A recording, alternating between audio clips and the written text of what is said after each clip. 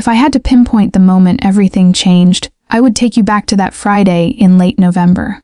It was a night that felt heavier than usual, the kind of darkness that doesn't just sit outside the window but presses against the glass, demanding to be let in.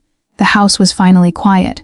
It was a silence I usually craved, a rare commodity after a week that had drained every ounce of energy from my body. I was 42 years old, and for the last 5 years, I had been the sole captain of a ship that often felt like it was navigating through a hurricane. My divorce from Richard hadn't been a war exactly. It was more like a slow erosion, a cliff face finally giving way to the sea. We had simply ceased to be people who understood each other. But the debris left behind, the loneliness, the financial struggles, the sheer weight of decision-making, that was all mine to sort through. Hold on just a moment before we continue. If this story is touching something in you, please take a second to like this video and subscribe. It genuinely makes a difference and helps me bring you more stories like this one. I also want to hear from you. Write in the comments, where are you right now? Are you tucked away in a peaceful village where stars fill the sky, or surrounded by the hum and glow of a city that never sleeps? And then there was Lucas. Raising Lucas alone had been the greatest challenge and the most profound joy of my life. He was 21 now, hovering on that precarious threshold between a boy and a man. He was sharp-witted, fiercely loyal, and possessed a kindness that sometimes terrified me because I knew how cruel the world could be to soft hearts. He was my son, yes, but over the years, as we fortified our lives against the world, he had become my anchor. That night, I was exhausted. It was a bone-deep weariness that made my limbs feel like lead. I had barely managed to change into my silk pajamas before I collapsed onto the cool sheets of my bed. The house settled around me, the wooden beams creaking in the wind. Lucas had gone to his room hours ago. I assumed he was asleep or lost in the digital glow of a video game, the way he often decompressed after his university classes. I lay there, staring at the way the moonlight sliced through the sheer curtains, painting pale, ghostly geometric shapes on the plaster walls. My mind began to drift, untethering itself from the worries of the bills and the job. I thought about how far we had come.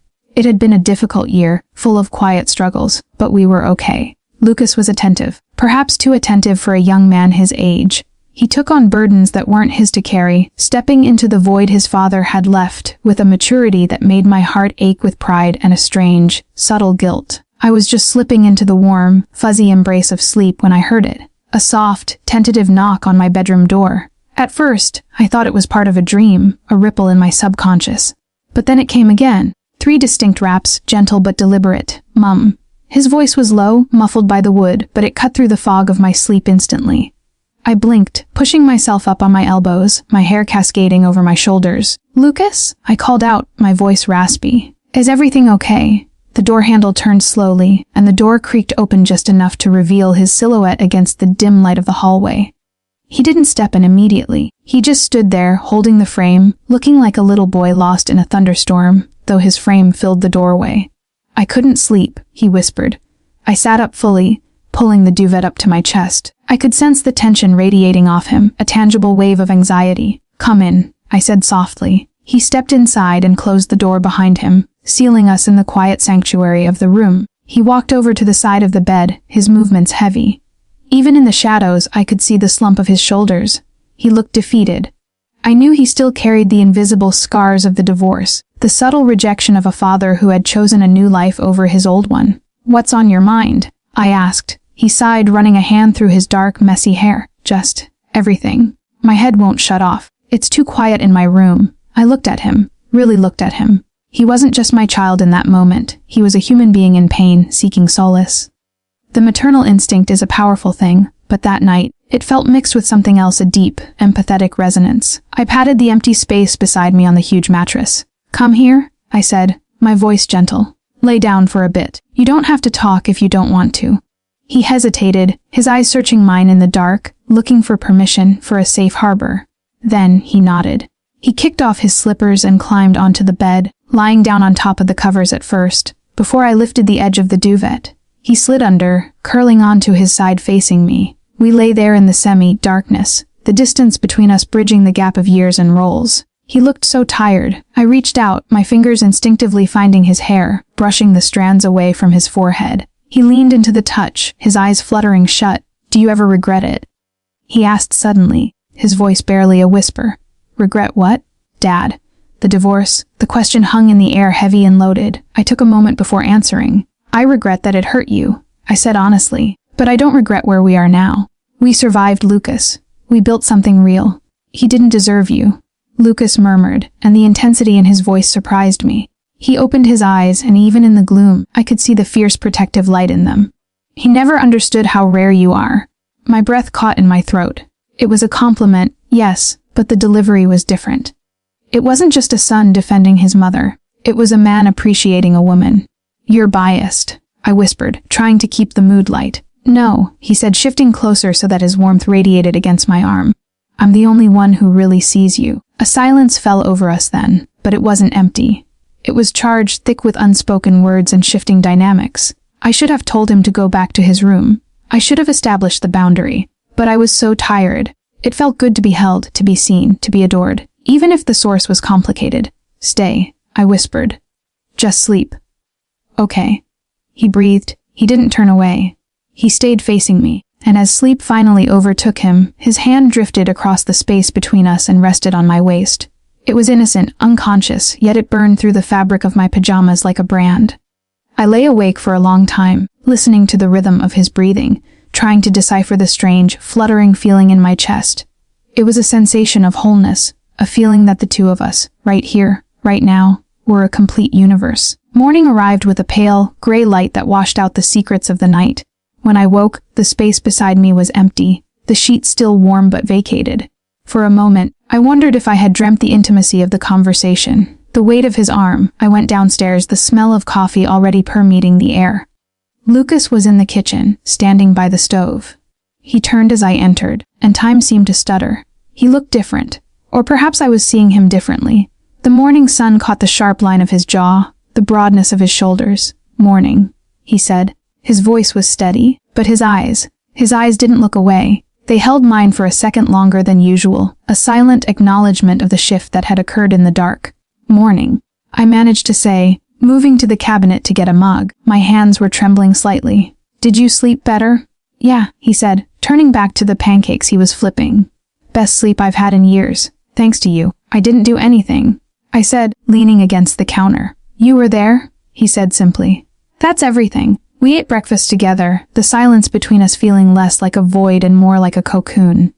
I watched him eat, noticed the way his hands moved, the way he paused to look out the window at the gathering clouds.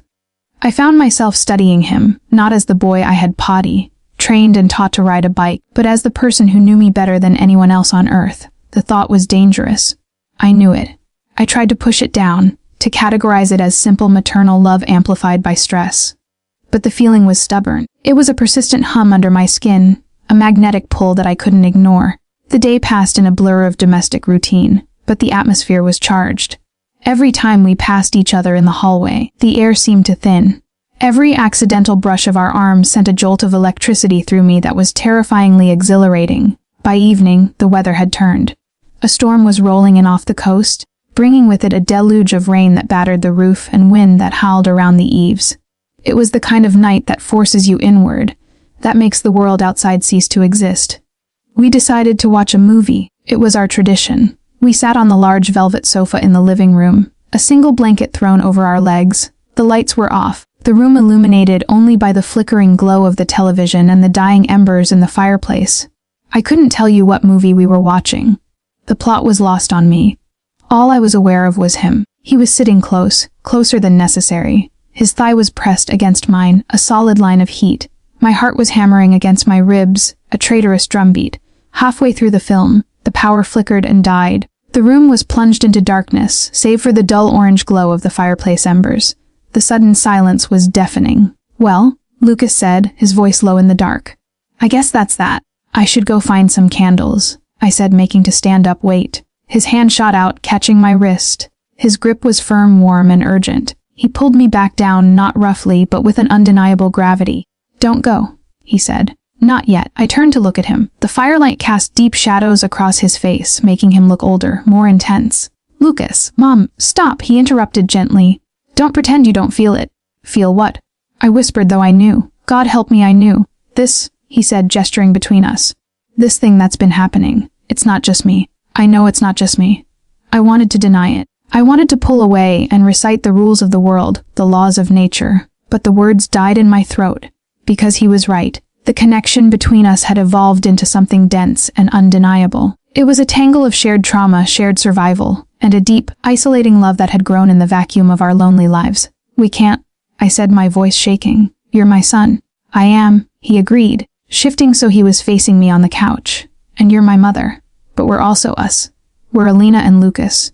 Who else knows you? Who else would die for you? Who else understands the silence like we do?" He reached out and cupped my face in his hands. His thumbs traced the line of my cheekbones. It was a gesture of such tenderness that tears pricked my eyes. "I love you," he said. "And not just in the way I'm supposed to. It changed, Mom. Somewhere along the way it changed, and I don't want to run from it anymore." I looked into his eyes, dark pools reflecting the dying fire. I saw the fear there, but also a steely resolve, and in my own heart the dam finally broke. The loneliness I had carried for years, the desperate need to be held, to be cherished, surged forward. "I'm scared," I admitted, my voice barely audible over the rain pounding against the glass. "I know," he whispered. "Me too. But we're together. We're always better together." Slowly, deliberately, he leaned in. He gave me every chance to pull away, to stop him. But I didn't. I couldn't. I closed my eyes and leaned forward to meet him. When his lips touched mine, the world outside, the storm, the judgment, the past, the future, dissolved. It was a soft kiss, hesitant at first, filled with the weight of 1,000 unsaid things. But then it deepened, becoming an affirmation, a seal on a pact we hadn't realized we were making. It wasn't the frantic passion of strangers. It was the heavy, inevitable collision of two souls that had been orbiting each other for too long. He pulled back just an inch, resting his forehead against mine. We were both breathing heavily, the air between us charged with the reality of what we had just done. "We can't go back," I whispered. "I never wanted to go back," he replied. He pulled the blanket up around us, wrapping his arms around me, pulling me into the shelter of his chest. I rested my head on his shoulder, listening to the steady, strong beat of his heart. It was a rhythm I had known since before he was born, but now it sang a different song. We lay there for hours as the storm raged on outside. We didn't speak much. There was no need to analyze it, to dissect the morality of it. Not tonight. Tonight we were just two people seeking warmth in a cold world, finding sanctuary in the only place that had ever felt safe, each other. I knew that tomorrow would bring complications. I knew that the world would never understand. But as I drifted off to sleep in his arms, feeling a peace I hadn't felt in decades, I realized I didn't care about the world. The house was calm. The rain was a lullaby. And for the first time in my life, I wasn't alone. We had crossed a line, yes, but on the other side we found a strange, quiet kind of home. And for now, that was enough.